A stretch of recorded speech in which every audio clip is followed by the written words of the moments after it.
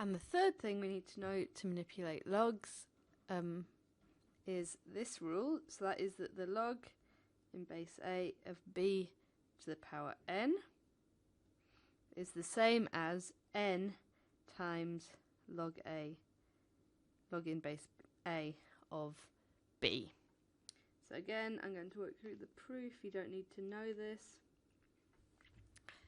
So we know that, so here's our thing as always, so if b to the power x is equal to y, that's equivalent to saying that log in base b of y equals x. And we've got our colours again, so we've got our base in red, our y in blue, our exponent in green. Alright, so returning to this, so we know, so if we say that x is equal to log in base A of b to the power n, that is the same as saying that a to the power x is equal to b to the power n. Okay, so here's our base, and this is the same as y in this equation.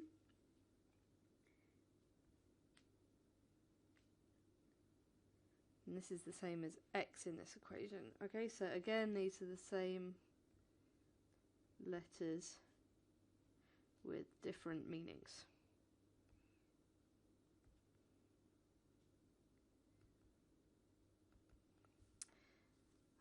Okay, so we can do that same conversion as before. So now what we want to do is we're going to carry on with this, and we want to get rid of the exponent here. So what we need to do is we need to take both sides and take the nth root of that number. So these are the rules from when we were learning how to manipulate equations. And then, so that means we get rid of the nth power here. So that means that b is equal to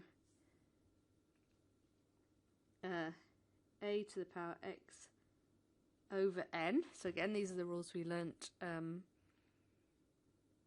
last time when we were learning about exponents and roots. And now let's go back to this equation, so we can change it back into a logarithm again. So our base in this case is a, which is being raised to the power x over n, which is all equal to b, which is the same as our y here. So that means that this is equivalent as saying that x over n is equal to the logarithm in base A of b. Okay, so let's just go back. Oops. Do the colour coding. Okay, so we're just using that equation again. And now we're going to work on this. So if we know that log to the base A of b is equal to x over n, then we can multiply both sides of the equation by n, because that will get x on its own. And so n times log in base A of b is equal to x, which is what we see here.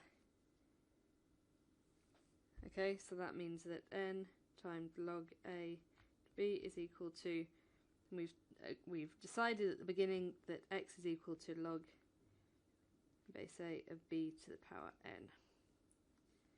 And that's it. Okay, so now let's do an example. So let's imagine we're going to say we're in log of base 10, and we want 100 squared. So if we follow this equation, that's the same as saying that this is equal to 2 times log of 100, which is the same as 2 over log of 10 to the power 2. So that means that the log of 10 to the power 2 is equal to 2. So that whole thing is equal to 4. Now let's do it the other way.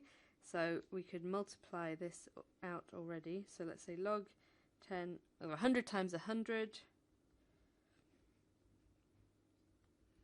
So that's log in base 10 of 10,000, which is log in base 10 of 10 to the power 4. So log in base 10 of 10 to the power 4 is equal to 4. So this is the same number. So that matches up. Okay, so that's the third law. So the log of b to the power n is equal to n times log of